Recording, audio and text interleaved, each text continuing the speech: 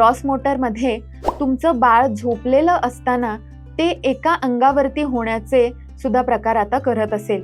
कधी कधी ते प्रोणमधून सुपाईन पोझिशनमध्ये म्हणजे पोटावरती पालथं पडायला सुद्धा चालू झालं असेल.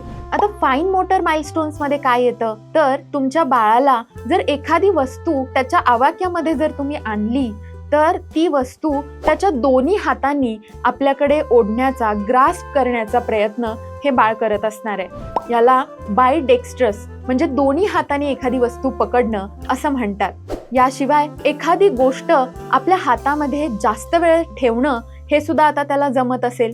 बाळाचं व्हिजन आता मोठ्या प्रमाणामध्ये वाढलंय. त्याला रेड, ब्ल्यू, ग्रीन याचे वेगवेगळे शेड्स सुद्धा आता दिसायला लागले आहेत. अशा कलरफुल वस्तू तुम्ही त्याच्या समोर आणल्या तर ते एकदम एक्साइट होत असेल आणि हातपाय हलवत असेल. याशिवाय हाताने आपले पाय पकडणं आणि ते पाय त्याच्या तोंडामध्ये सुद्धा ते घालायला चालू केलं असेल. हे अगदी नॉर्मल आहे. आता ह्यामध्ये तुम्हाला पायाची स्वच्छता मात्र ठेवायला लागेल. यापैकी कोणत्या डेव्हलपमेंट तुमच्या बाळात दिसल्या आहेत आणि तुमचे काय एक्सपिरियन्सेस आहेत हे तुम्ही कमेंटमध्ये नक्की सांगा.